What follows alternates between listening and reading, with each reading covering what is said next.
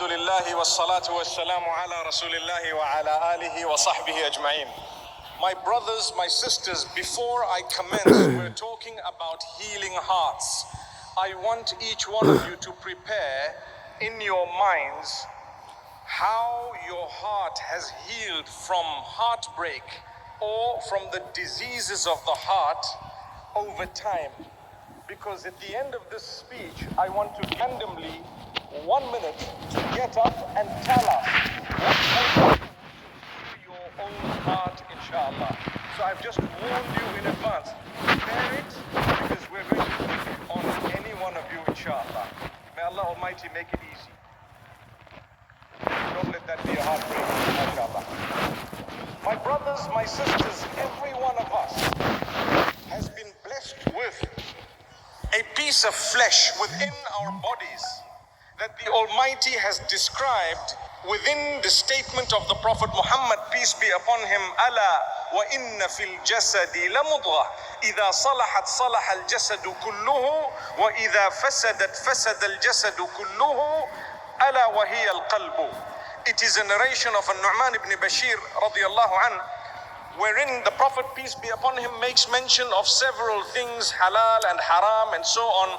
Then he says that indeed in the body there is a piece of flesh. If it is pure and good, then the entire body is pure and good. And if it is diseased and sick or ill or dirty, then the entire body will be exactly that. What is that organ or piece of flesh? Behold, it is the heart. From this we learn that the heart is one of the most important, if not the most important organ that you and I have. However, 136,000 heartbeats a day on average, without you realizing that it's beating throughout the day.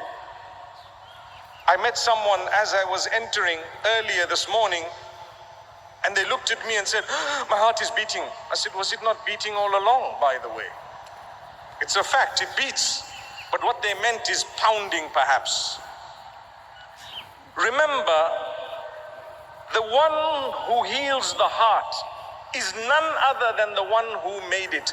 In fact, nobody, nothing, whether it is material or in the form of people, can ever heal your heart. The only one that will heal your heart is its maker. He knows it better than you know it. He knows everything about it, subhanallah. So the more you attach with your maker, the better your heart shall be, the stronger it will be. It will be healed not only from heartbreak, but from the diseases of the heart. Because it's simple to say, oh, I'd love my heart to be healed. I've been heartbroken. You know, I've been dating someone for so long. I'm not talking of the dates that you eat. We're talking of the haram ones, right? I've been dating someone for so long, and suddenly they promised me the world and they dropped me like a hot potato. Well, the reality is, had you attached to the one who made your heart in the first place, you wouldn't have allowed yourself to be trapped by something or a situation. Sometimes as human beings, we still make mistakes. It's okay. Come back. It's okay. It's fine. You made the error, heartbroken. Whoever it was lied, they cheated, they deceived you. Never mind. Come back now. To who? To the one who made the heart. الذين آمنوا وتطمئن قلوبهم بذكر الله ألا بذكر الله تطمئن القلوب. Indeed, those who believe, their hearts are comforted by the remembrance of Allah, for it is only the remembrance of Allah that will comfort the hearts. What is the remembrance of Allah?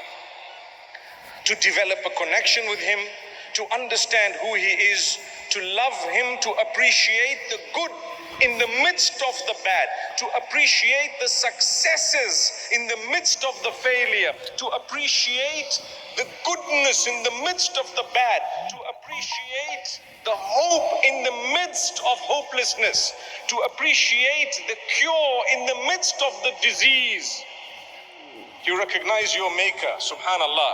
When you appreciate him, when you realize he is my maker, I know he's given me so much. He's given me more than he's taken away from me. As a believer, I'm taught always to look at how the situation could have been worse than it actually is. I lost a job. Well, I did not lose a limb. I lost a limb. Well, I did not lose both of those limbs, subhanallah. I lost a relative. I didn't lose my entire family. May Allah Almighty make it easy for us. I know that each one of us has a different type of a heartbreak because it's part of life. It's part of human living. We have to interact with people. We have family members who may let us down. Sometimes it's not about the haram dating, for example. Sometimes it's that expectation you've had of people. They will let you down. The Almighty will not let you down. They will let you down. Allah Rabbul Izzati wal Jalal will never let you down.